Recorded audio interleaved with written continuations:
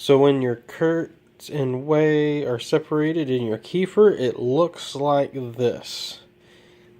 A whole lot of whey at the bottom and your curds on top.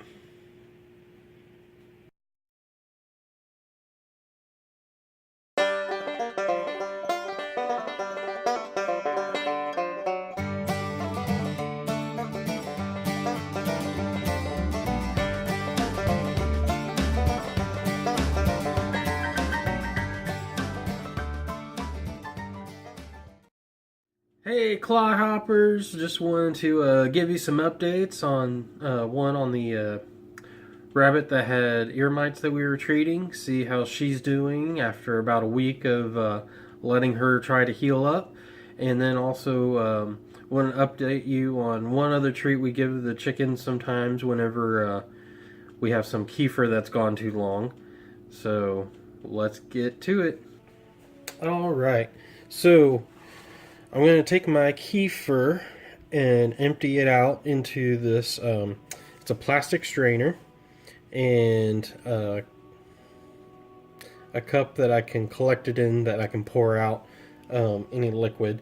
And what I'm going to do is basically separate the grains out of this so I can start a new kefir for tomorrow, that will be ready for tomorrow. And I will be able to give the leftover stuff to the chickens. Now, the curds may or may not mix with the whey when I do this. Sometimes we do kefir cheese when it gets to this point, because this is a quote-unquote solid enough that you can make a soft cheese out of. Not as liquid, and so it's not as liquidy, and you can't make it into a shake as well, or drink it as easily. So we like to make kefir cheese so we can make tzatziki sauce or put it on top of salads or anything like that. So let me get started on that. Now, when you do kefir, or even if you're doing kombucha, you want to do things in either glass or plastic, because you don't want the you don't want metal to contaminate your grains or yeast, like your scobies and stuff like that. So let's get to it. Now, what I'm gonna do is use one of my son's spoons to do this, because that's one of the plastic spoons we have, but also it makes it easier to get the grains out.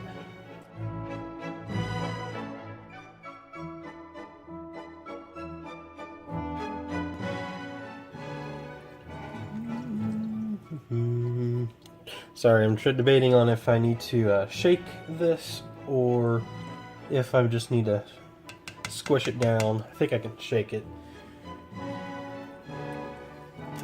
Yeah. It's not quite solid enough for cheese. Actually, it may be. Never mind. I could be wrong. Yeah, because it's not going down pretty quick enough. So I just squish it on the sides until I find a hard spot in a discoloration in what I'm looking for is something that looks like, see if the camera will focus on it, like that. Looks like a little translucent glob that I'll put back into the jar. And after I get all the grains out, I'll put milk in it, and it will be ready to go for tomorrow. So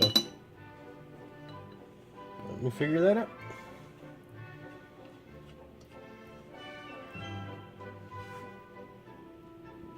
Now, if it gets to being this big, I need to break it down, because the smaller the grains, the quicker it'll process the milk, which means it'll be ready sooner.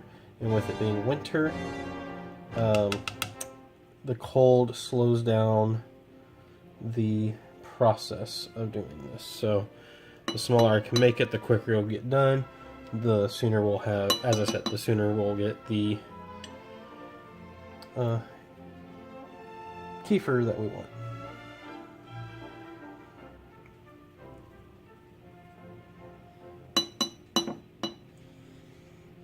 Easier to do it this way because I already have the spoon in my hands, and it doesn't usually take that long to make the grains smaller. Now normally I'd be putting this in another strainer so we can put it in as cheese, but since I'm not going to do that today, I'm just going to put it in the bowl underneath.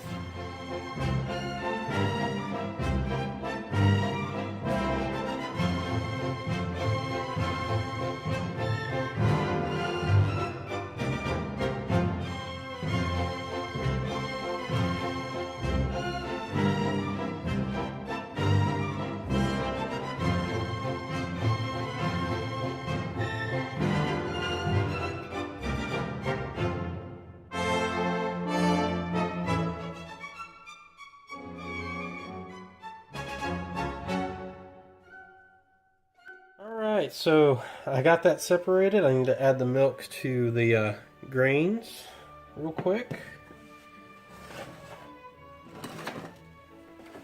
Now when I was separating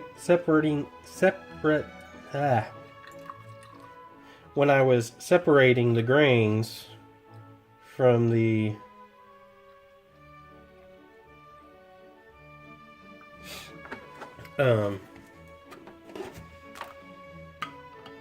curds, I wasn't exactly picky on every single grain getting back into this.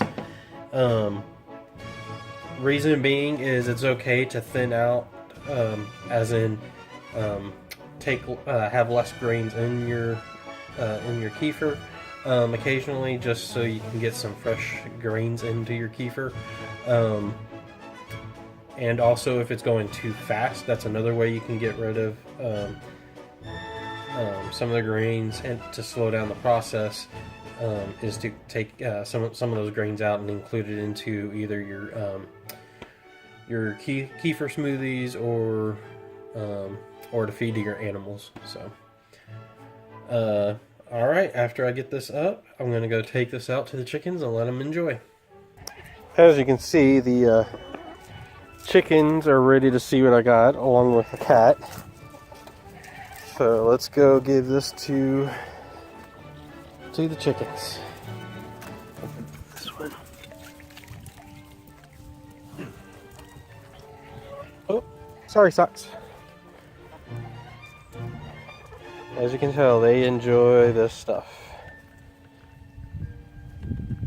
And if there's enough room, Socks will try to hop in there and get some. Enough room as in the chickens will let him in. There's some more that are going to come join the party. If they can figure out how to get back over the fence. So, alright, let me go sit down this bowl, and then I'll show you Astrid's ear.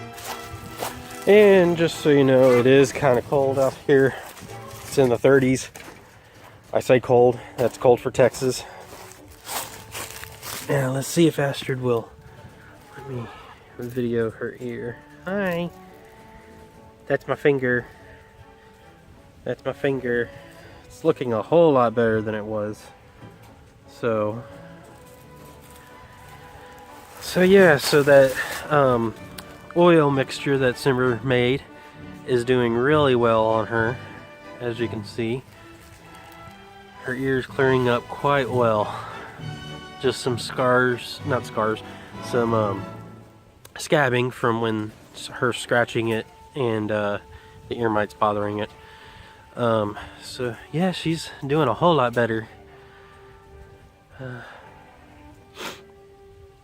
Aren't you, Miss Astrid? Astrid. So why haven't we treated Astrid's ears again this week?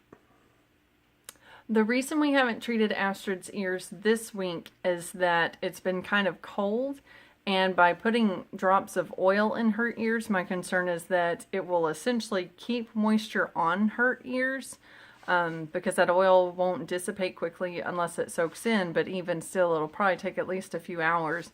And I don't want her ears getting really cold because of that. So we will retreat her ears with the oil mixture that we mentioned as soon as the weather gets warmer. All right. Awesome. You're okay. Do want to update you guys on Nala's kittens. I think the last time we updated you on it, she had 2 left. Well, now we're just down to 1. I think I shot that video, and then a day or 2 later, one we couldn't find, so it was probably another aerial predator that got it.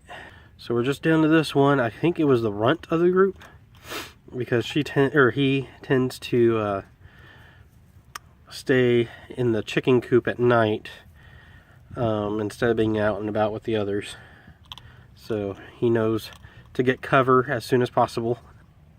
I did have Simber check if he was a boy or a girl, and she says that she thinks he's a boy, to confirm what I thought. So there you go. They have this nice little doghouse to chill in at night to keep warm. So just wanted to give you an update on that, plus an extra treat that we didn't mention the other day, that we sometimes give to the chickens whenever that Kefir is not doing, or has gone past what we normally like. So it's good. It's another good day, another cloudy day at Kooker Gehöft, and I hope that you have a blessed day.